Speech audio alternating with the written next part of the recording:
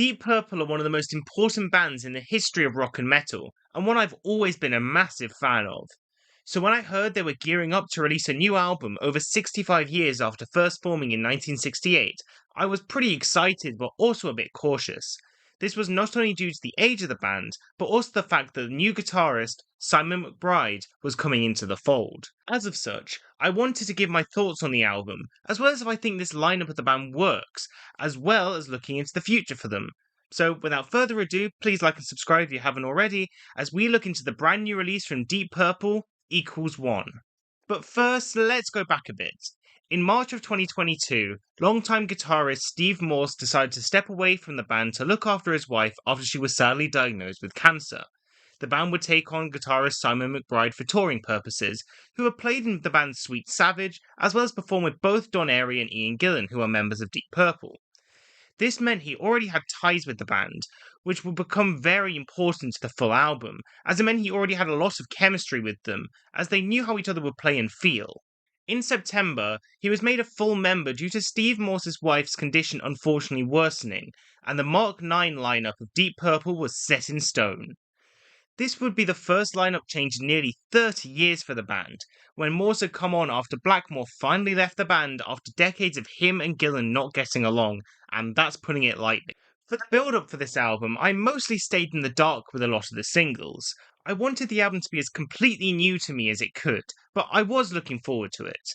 This was not only due to me liking the other Ezrin-produced albums by this band that had caused them to have a bit of a resurgence, at least in my opinion, but also the fact that the first and only time I've seen Purple was during the first tour with Simon Mcbride as the full member, and I thought it was great. He had great chemistry with the band, and they seemed to have a lot of fun on the stage, and his guitar solo was one of the highlights of the set. This made me feel a lot safer with him as the new guitarist, as he had proved himself to me, but it would be when the full album came out he would need to prove himself to all the new Purple fans, not only the ones who are missing Morse, but also the ones that had not moved on from the departure of Blackmore nearly 30 years ago. The album kicks off with the song Show Me, and in my opinion this is a great way for the album to start off. It's a memorable opener that bursts in with a lot of energy after a really cool build-up, and it feels a lot more rocking than the other Ezrin-produced albums before it. Compared to those, which went for a more mellow and proggy sound, this almost feels like it's trying to fit into the in-rock Fireball era for the band, which is something I really like. Mcbride has some really cool guitar passages on it, which is good as he's letting his personality come into the band already, which is always a good thing to see. When a new member comes into a heritage band, it can sometimes be hard for them to leave a mark as the structure of the band is already so set in stone, but Mcbride seems to not be falling into that trap.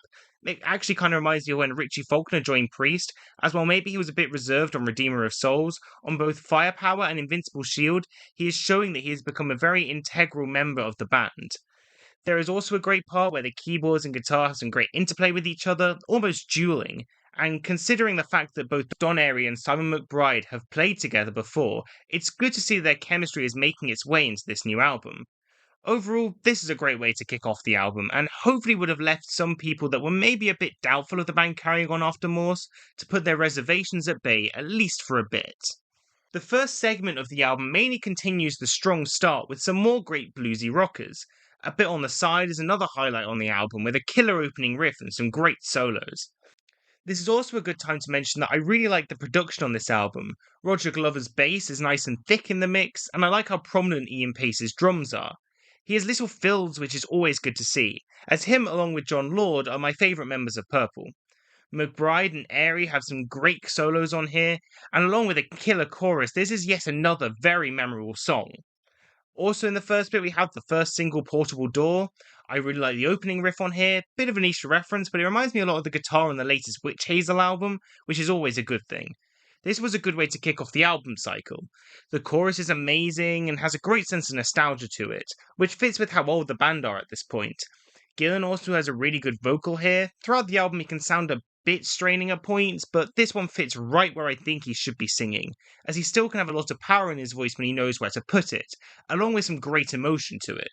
Unfortunately, the first part isn't all amazing as I don't love the song Sharpshooter. Maybe it will grow on me, but in the 5 listens for this review it hasn't really grabbed me outside of some great drumming from Pace, but the chorus and song overall can come off as pretty annoying by the end to be completely honest, and I wouldn't have been too upset if they had cut it from the album.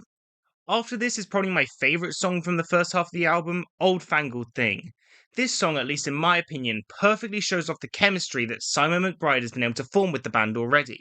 This is shown especially with the part where they almost go into a jammy breakdown, which is one of the highlights of the whole album, to be completely honest. I love how much energy this song has. The band feel energized, and there's a feel in this song that they are just having a lot of fun playing it, which really reflects onto the listener.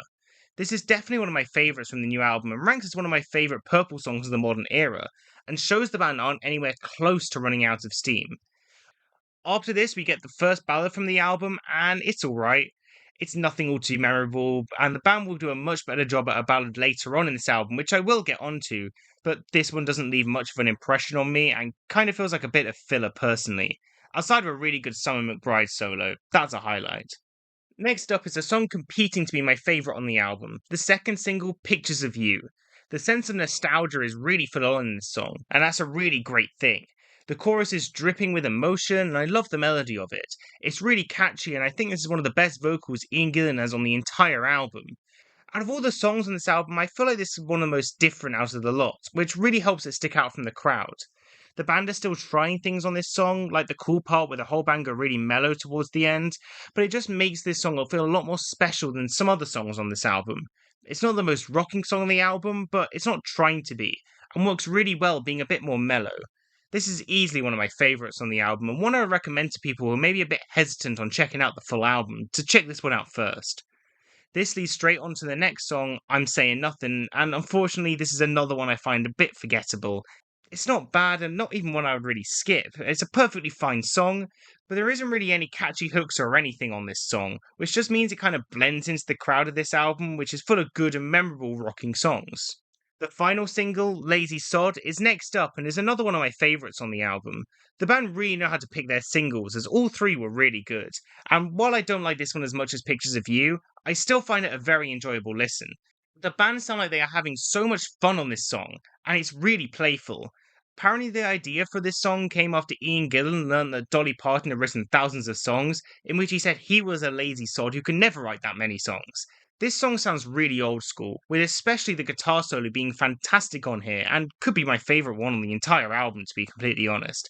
This was another great choice to be a single, as it's really old school, and rocks quite a bit more than songs on the albums before it.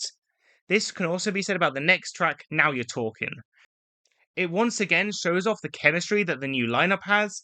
This is probably the most jamming song on the album, and you can tell that this will go down really well live, with the band being able to expand on the part a bit more than they do on the album, and I look forward to hearing those versions. The band feel really energized on this song and on the album in general, which is a great thing to hear. I love it when the keyboard and guitar harmonize on this song, with it being a highlight for me.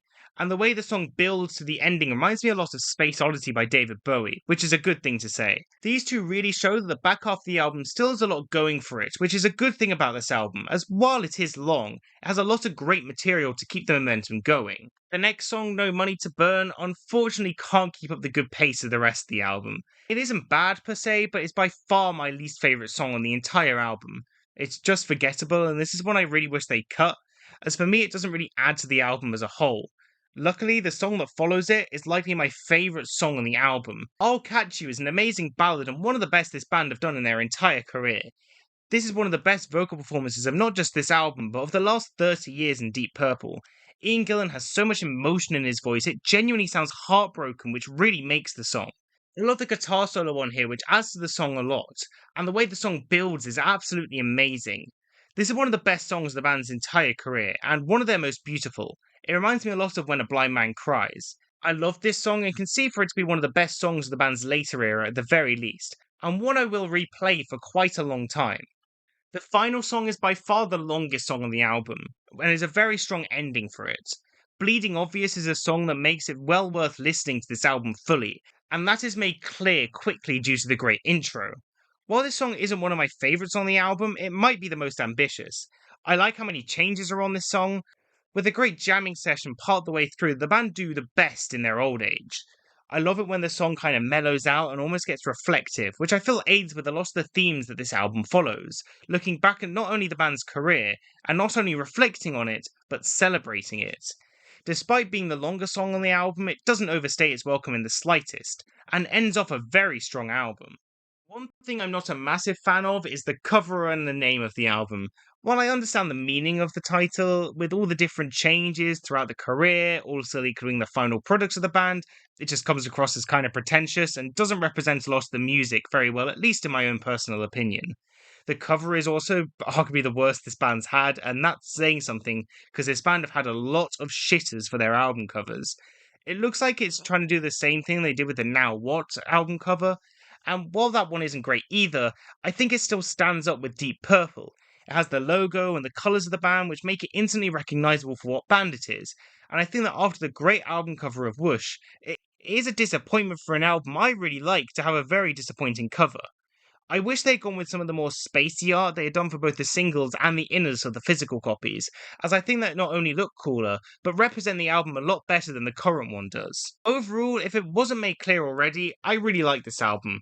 Coming from someone that enjoyed pretty much all the more stuff, I feel like this is better than a lot, if not all of them. I really feel like the band have the most energy in years on here, and it's definitely one of the most rocking of the past couple. While that doesn't mean by default that it's better, I do really like the songwriting on here, and feel like McBride has really pushed the band to make some very interesting music. While I haven't heard Abandon or Banana, so I can't speak on those, this is probably my favourite album of theirs since Perfect Strangers, which was released 40 years ago. But I think there are songs on the albums in between that are better, such as The Battle Rages On from the album of the same name. I have really enjoyed this album and found myself not just going back to it for the review, but also for my personal enjoyment. While I don't think it will make my end of year list due to how strong that's been, and also this album just being a bit overlong with a couple too many filler songs that just pad it out a little bit, I think that it's one that people should check out and not just sweep under the rug like a lot of people do with new albums from heritage bands. If I had to give it a rating, I'd probably say around a 7 or an 8 out of 10, and say check it out if you like their classic stuff or if you like classic rock as a whole. It's well worth giving it a spin. Well, what do you think of this album? Do you agree that it's one of the better albums, or do you think it's a miss for the band? And what do you think of Simon McBride?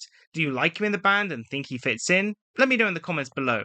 And as always, don't forget to like and subscribe if you enjoyed the video.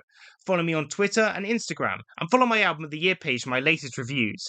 But as always, stay safe, stay happy, and stay metal!